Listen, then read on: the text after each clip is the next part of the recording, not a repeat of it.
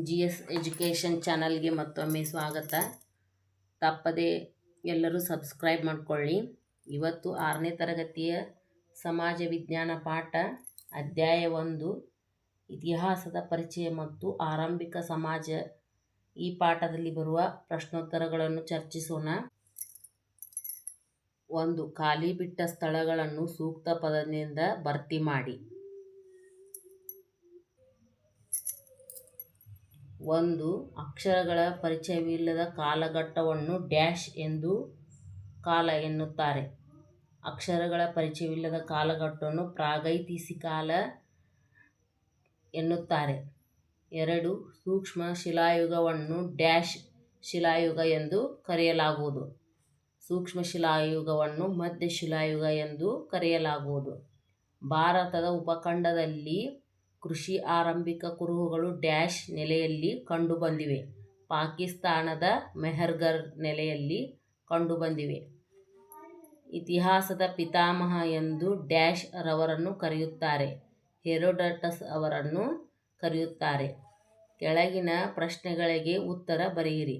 5. ಇತಿಹಾಸದ 3 ಪ್ರಧಾನ ಕಾಲಗಳು ಯಾವುವು? ಇತಿಹಾಸದ 3 ಪ್ರಧಾನ ಕಾಲಗಳು ಪ್ರಾಗೈತಿಹಾಸಿಕ ಕಾಲ, ಪೂರ್ವಭಾವಿ ಇತಿಹಾಸ ಕಾಲ, 3ನೇದು ಇತಿಹಾಸ ಕಾಲ.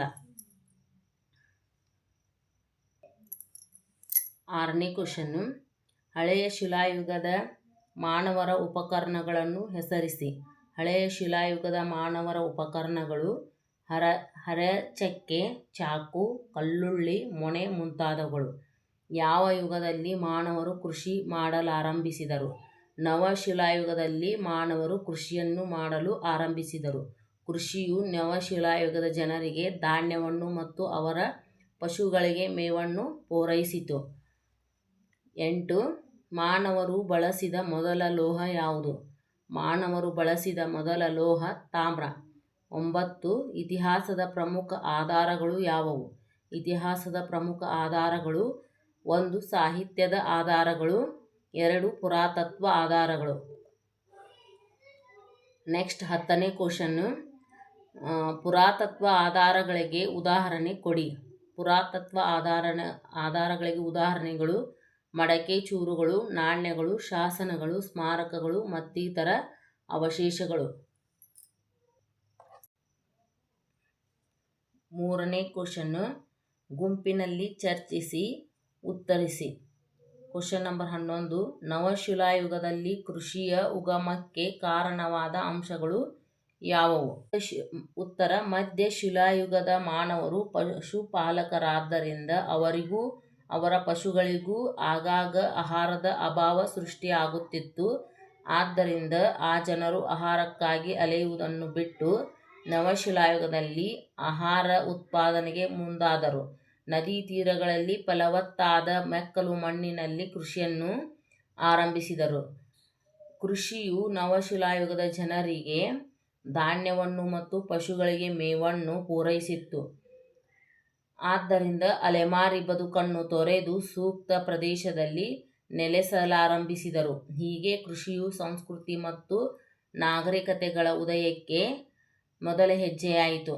ಇದು ನವಶಿಲಾಯುಗದ ಕೃಷಿಯ ಉಗಮಕ್ಕೆ ಕಾರಣವಾದ ಅಂಶಗಳಲ್ಲಿ ಇವಿಷ್ಟು ಬರುತ್ತವೆ.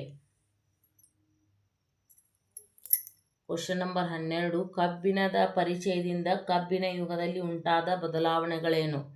ಉತ್ತರ. ಕಬ್ಬಿಣದ ಪರಿಚಯದಿಂದ ಕಬ್ಬಿನ ಯುಗದಲ್ಲಿ ಆದ ಬದಲಾವಣೆಗಳು 1.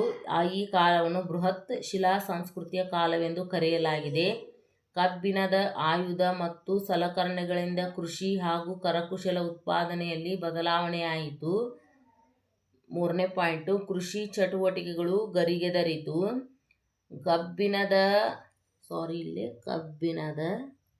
ಕಬ್ಬಿಣದ ಉಪಯೋಗದಿಂದ ಹೆಚ್ಚುವರಿ ಉತ್ಪಾದನೆ ಉಂಟಾಯಿತು. ಲಾಸ್ಟು ಚಟುವಟಿಕೆಗಳು. ಚಕ್ರಗಳ ಸಹಾಯದಿಂದ ಮಡಕೆ ಮಾಡುವುದನ್ನು ನೋಡಿ ಮಡಕೆ ಮಾಡುವ ವಿಧಾನ ಕುರಿತು ಕುಂಬಾರರಿಂದ ಮಾಹಿತಿ ಪಡೆಯಿರಿ.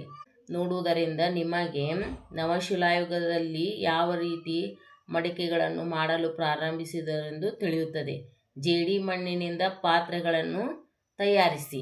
ಇದನ್ನು ಈ ವಿಡಿಯೋ ಇಷ್ಟವಾದಲ್ಲಿ ಒಂದು ಲೈಕ್ ಮಾಡಿ. ಮುಂದಿನ ಪಾಠಗಳಿಗಾಗಿ GS ಎಜುಕೇಷನ್ ಚಾನಲನ್ನು ಫಾಲೋ ಮಾಡಿ. ತಪ್ಪದೇ ಸಬ್ಸ್ಕ್ರೈಬ್ ಮಾಡಿಕೊಳ್ಳಿ.